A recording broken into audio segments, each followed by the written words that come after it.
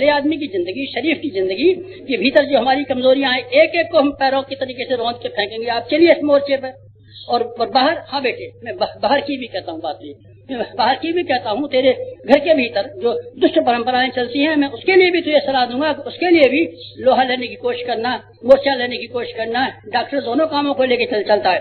Doctor को operation करना पड़ता है, मरहम लगानी पड़ती है, तो डॉक्टर की तरीके से चल।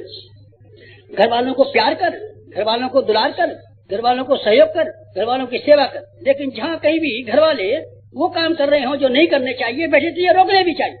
और न केवल घर वालों के विरुद्ध बल्कि सारे समाज के विरुद्ध, सारे समाज में जो अच्छाइयां हैं उनको समर्थन करना चाहिए, प्रोत्साहित करना चाहिए। लेकिन जहाँ भी हमको गलतियां दिखाई पड़ती हैं, जहाँ भी कुरीतियां दिखाई पड़ती हैं, जहाँ भी अवांछनीयता दिखाई पड़ती है, हमको लोहा भी लेना चाहिए। हमको ब्रह्मक्षत्र नाम की एक कौम थी किसी जमाने में, प्राचीन काल में, फिर तो दो हिस्से हो गए उसके। एक ही कौम थी जिसमें ब्राह्मण और क्षत्रिय का सम्मिश्रण था। जैसे परशुराम ब्राह्मण भी थे और क्षत्रिय भी थे।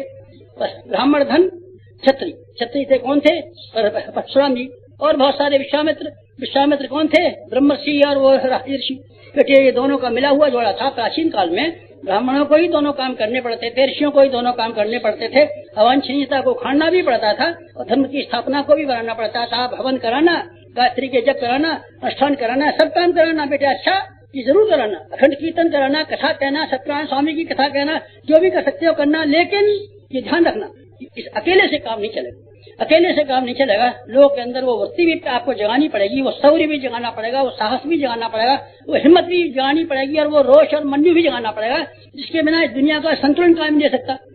मित्रों, आप लोगों को पहला काम मैंने ये बताया कि आप बंटवारे के लिए तैयार हो और अपनी जिंदगी में बंटवारा करें, यहाँ से जाते भी, और अपने क्रियाकलापों में दोनों तरह की चीजों को आप शामिल रखें।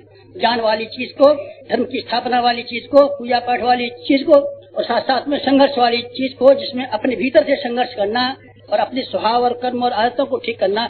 ये अपने आप को संघर्ष पहला चरण है। इसके बाद है हमारे बहिरंग जीवन में भी संघर्ष खड़ा करना पड़ेगा। संघर्ष के लिए मैं आपको शुभकामना भेजता हूँ और आशीर्वाद भेजता हूँ, और मैं चाहता हूँ आप लड़ाकों की तरीके से, गुरु गोविंद सिंह की तरीके से, दूसरे समर्थ लोगों की तरीके से समाज में एक इस तरह का उदाहरण पैदा करें जिससे ये मालूम पड़ता हो कि उन्होंने नीति या धर्म की स्थापना में भी मदद दी और अनीति और पाप के उन्मूलन में भी उतनी ही बहादुरी से और इतनी साहस से काम दिया।